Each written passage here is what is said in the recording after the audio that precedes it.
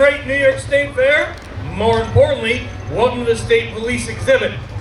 Before we get started, I want to know who here is excited to see the best underwater show at the fair? Yeah! Yes, and I am excited to bring it to you. So first, let me introduce you to the rest of my crew. Coming up behind the tank is my training coordinator out of Albany. First time, every time, Tech Sergeant Josh Cross. Next up is the Troop E Senior Diver, Tech Sergeant Don Will. Also known as the Seneca Lake Sea Cow. Interesting thing about Donnie is he has not one, but two sets of twins at home. Yeah. Lastly is your very own, the Troop D Senior Diver, Tech Sergeant Greg Eberl. 33-year member of State Police. Thank you. And that's back when he had hair. Yeah. All right, let me introduce you to the host of your show, the Troop C Senior Diver, Tech Sergeant Seth Little. All right, hello New York! Let me introduce you to my boss, Chief Technical Sergeant Neil Case. You're so cute. Oh yeah, that was me as a baby. I am the baby of the group here. He is the baby of the group. All right, well, these guys are getting ready to get in the water. I want to invite all the young ones. Are there anybody that wants to go up here and sit in front of the tank, maybe in the shade a little bit? You know, go ahead, come on up, sit right in front of the tank there, get a worm's eye view. If you're doing that, I'm going to give you a brief history lesson of the New York State Police dive team. Our dive team logged its first dive in 1932. That makes us the oldest, and we are also one of the largest public safety dive teams in the whole of the United States, New York. Now in 1932, when you look up there, we had hard helmets, we had canvas suit, lead belt, lead shoes all together. The weight was well over 100 pounds. What troopers did then, what troopers continue to do nowadays. We were given the equipment, and we used that equipment to get the job done. Now in 1943, there was a smart fellow by the name of Jacques Cousteau. Jacques Cousteau invented the aqualung. The aqualung is what we commonly refer to as scuba. It's an acronym. It stands for self-contained underwater breathing apparatus. It makes sense, right? It took the hundreds of pounds of equipment, condensed it down to about 40, 60 pounds, made divers a lot more maneuverable in the water. Well, to the New York State Police, being more maneuverable sounded pretty good. So at the speed of government, in 1957, we decided to adopt this new technology as our own, and we sent representatives from the New York State Police dive team down to learn from the best. Where's that? The Navy Dive School in New Jersey is where they went. They went down there, they graduated the school, they brought those lessons back to Albany, where we started our very own novice dive school. Boss, tell us about it. Yeah, it's a 10-week long novice dive school where we bring our brand new troopers, brand new divers from non-diver, all the way up through advanced open water, diving the depths of 132 feet, and it's test their mental and physical fortitude. Now, not everybody gets through it either, all right? Yeah. Well, sounds difficult. Only 1/3 of those who think they can make it on our team actually do. So out of all the people who go right to the original tryouts, only 1/3 make it? That's correct. Well, those guys up there did, didn't they? Let's give them a hand. They did. Look at that, we have our own pool boy. Oh, very nice. All right. So, are you guys ready to get into the water? Yeah? All right. They look hot up there. They Let's do get them in look the water. hot up there. All right, but listen. This isn't any dive show. This is the New York State Police Underwater Recovery Dive Show. And so we're not just going to send you in there all geared up like that. You're going to take the gear off of your back and you're going to put it in the water because we want to see you put that gear on under the water. Yes, we do. Do we want to see that? Oh, yeah. Everybody's very excited. Before we have them throw the gear in the tank, Yeah? should we warn the kids first? Hey, kids, if you get wet, there's no crying, okay? No So crying in dive school. No crying in dive school. So if you happen to get wet, no crying. Remember that, parents. Okay, so that being said, dive school is very competitive. Without saying that this is a race, it's a race. And so I want to know by the sound of your applause. Let me hear you all applause. Okay, so we know it's there. It's there. There, they got it. Okay, all right. So we have the hero of Troop H up there, Josh Cross. All right. Now listen. We have, and when he is seen in his natural environment, it is a magical thing. Very rarely do you get to witness the Seneca Lake Sea Cow! It's close. Yeah, it's close. They're going to have to show. They're going to have to prove who's going to be the winner. All right, fellas, put your masks in the water, too. Masks, come on. All your gear in the water. No, not your wetsuit. But that's it. Yeah, no. Nobody wants to see that. PG. Yeah, no. All right. So when I say go, we're going to give them a countdown. We're going to start from 3, 2, 1, and then yell dive. So do you want to see divers in the water? Yeah. All right. You're going to have to prove it to me. Like I said, they're divas. So go! Stop. Yeah, that was really bad. That was bad. All right, we do have a really nice crowd here. Yeah. So let's make it known that this is the best underwater show at the fair. Let's get some divers in the water. Are you not entertained? Let's go. Go! 3, 2, 1, dive! All right, there they go. They're going to go get their equipment on under the water. The first thing that you're going to notice is they're going to take their breathing regulator, they're going to put it in their mouth. Because after that, everything just gets done in order. Now, Seth, why would we do this? We would do this because during dive school, we want to make sure that panic doesn't set into a diver if something were to go wrong. We need to know they can take their gear off or put it on while they are underwater. So before you graduate, you need to be able to do this, and it looks like they were doing it quick. And we have... Who won? Oh, The guy on the right? Donnie won. They forgot your name, Donnie, the Seneca Lake Sea Cow.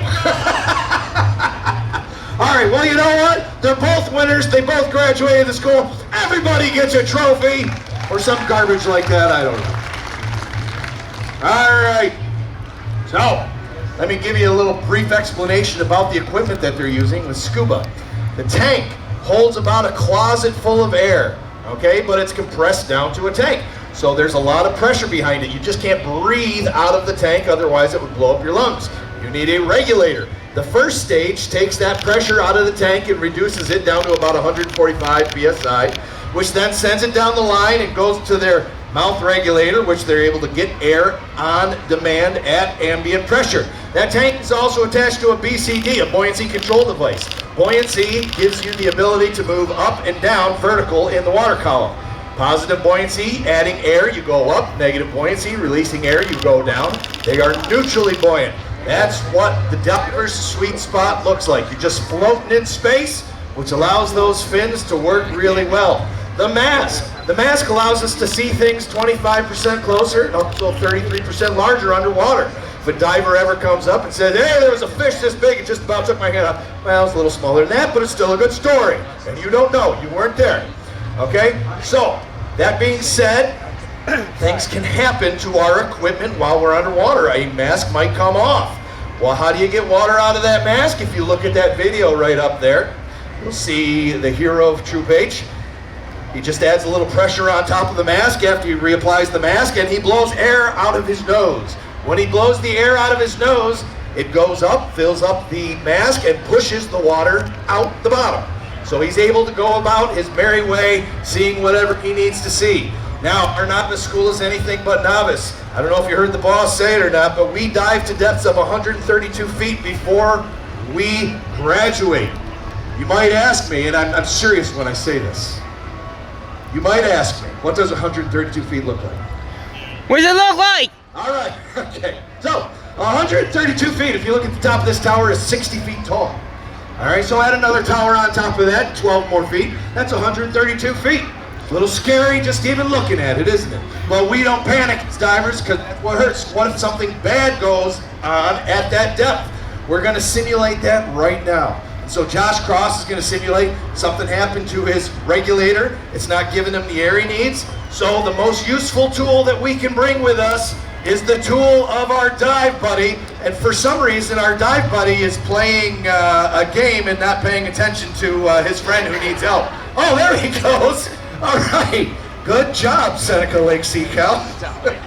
So anyways, he turns around and he gives his buddy his main source of air, and then they're gonna go up nice and slow.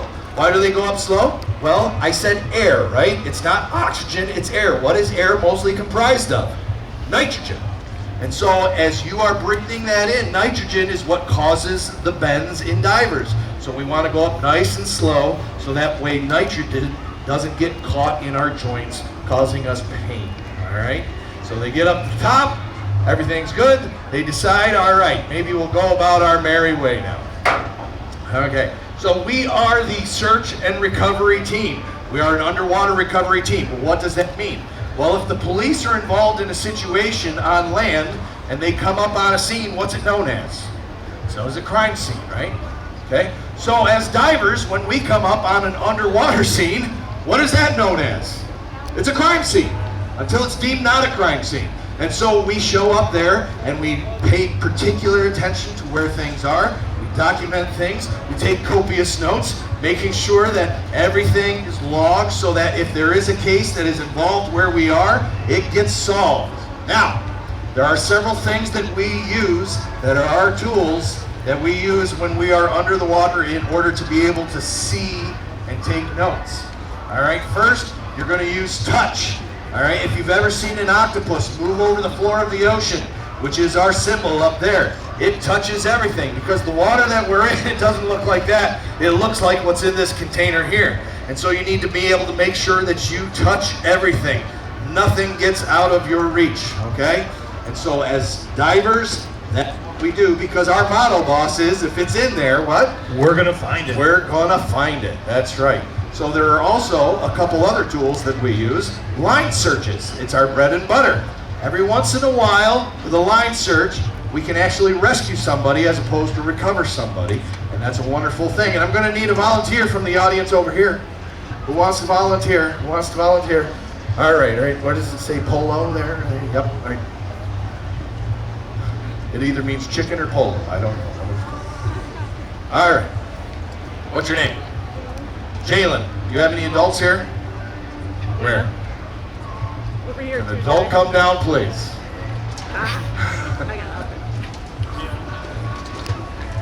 All right, Jalen, you are my land-based expert, okay, when it comes to diving things. And your name, sir? Nick. Nick, come on out. Nick is a diver.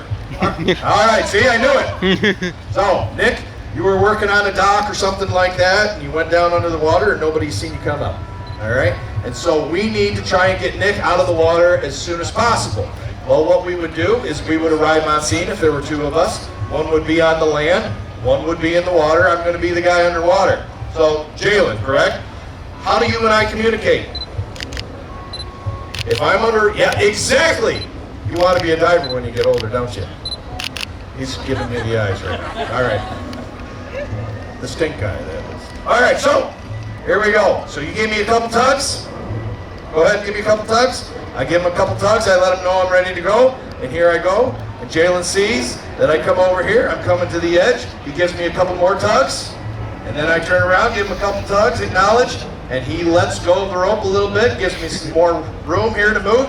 I come back. This is called a pendulum search. And I find Nick. He's here. He's alive. And we saved him. Good job, Jalen. Let's give him a hand. That is the line search known as the pendulum because it goes back and forth like a clock pendulum. Hey now, Seth, what would we do if we were looking for something real small like a bullet casing or a gun? Well, we have another line search. It's called a jack stay. What we have is we have two heavy weights that are connected by a line, right? So the shortest distance between 2 points is a straight line. You take those two heavy weights, spread them apart. Give an example in there and in here. Spread them apart. Get a nice straight line as you're on the floor of the ocean or lake bed or riverbed. You come and you grab one hand on the line, moving and making sure you're touching everything. Coming over, moving the weight, turning around, and this is how you cover ground, okay? And you always look for things. So Greg, we're gonna give a demo. You got any evidence up there? Aha, okay. Good. All right. So we're going to have Josh Cross demonstrate since he was the one that lost the race. And one of the things that we do with our novice divers in the school is we have them do this without sight. Again, using touch, using that type of sensitivity. And he's going down the line, he gets to the weight, he moves the weight over just a little bit, and then he turns around. And as he's turning around, he's making sure that he's covering all the spots around him. We want to make sure the bad people go to jail. And he's coming back, and let's see, oh, he found the gun, let's give him a hand. All right, people are our best tool, that is the fact. But we actually do have some more technological tools as well, okay? So if we could go to the next slide there, our useful tools. We have a metal detector. And so let's say that we're looking for something metal, and there's a lot of silt or something like that. You can't quite get your hands down in there all the way. We might use a metal detector, and I'm going to want to have a volunteer from the audience. Again, blue shirt right there, Adidas. Come on over.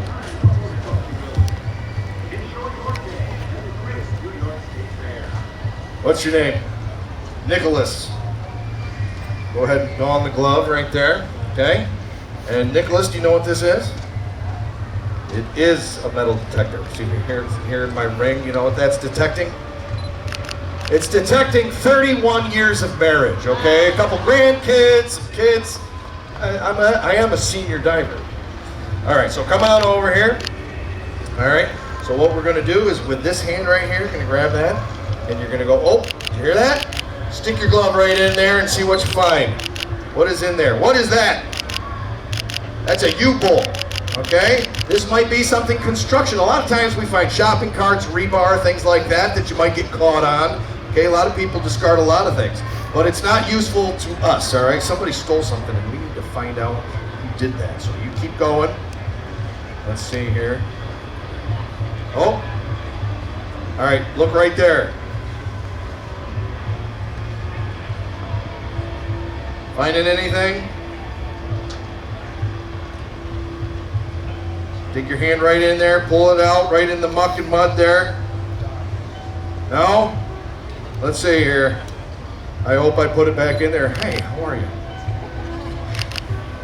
Oh, let's see here. Oh, let's see here. Oh, man. I might have made a mistake.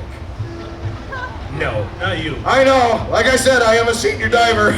Let's just talk about that rebar that we just got stuck on that we found. All right. Well, with that rebar, we're going to pretend that rebar was this block.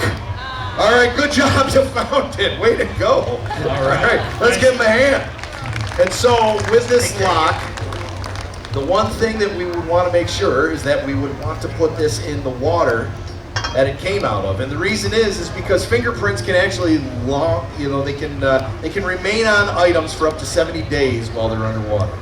So we would take this lock, we would take it to our forensic unit, and they might be able to get a fingerprint on there. Hey Seth, I saw you got some that nasty water inside that glove, so for your participation and your help out here, you're getting your very own little state police octopus. Let's give him a hand. Good job. Courtesy of the Trooper Foundation. After the show, head on over to the gray tent there and grab your own octopus. I would call that a shed. Yeah. Some call it a tent, some call it a shed. I call it a gray shed.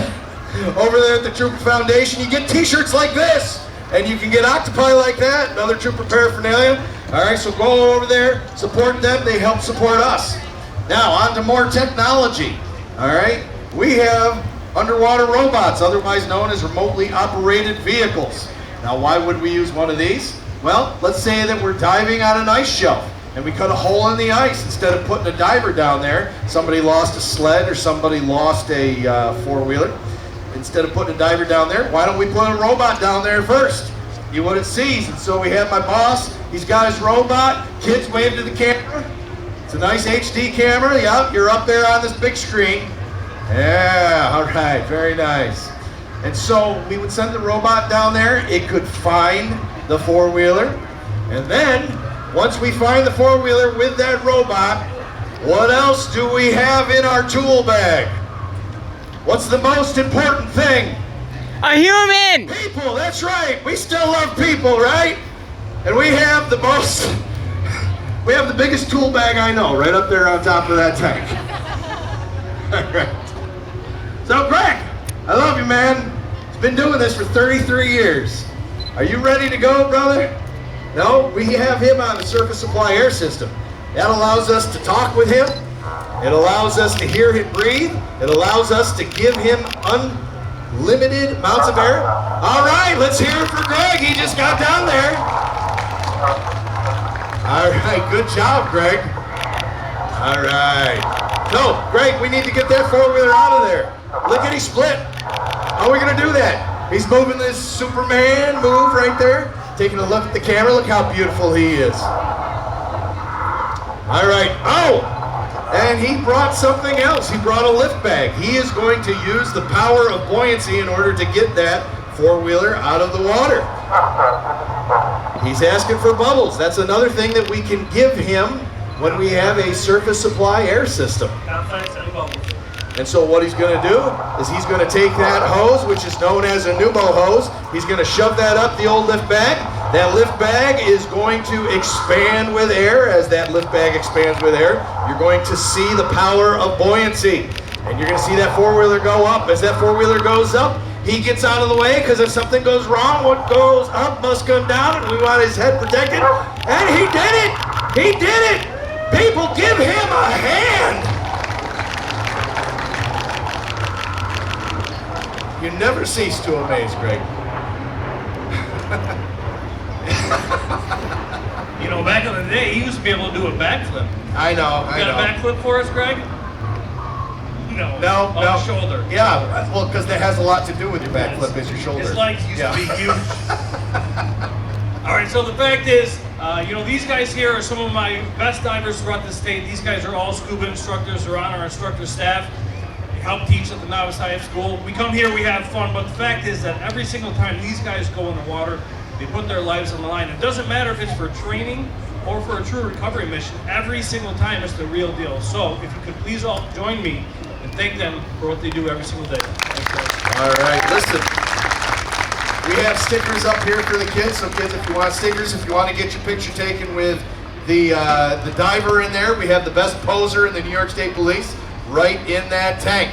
If you have any questions about scuba, anything, we'll be more than happy to field your questions. Other than that, the K9s are going to be coming up fairly shortly.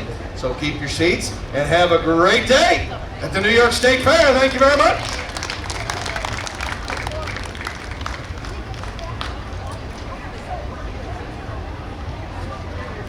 Yeah.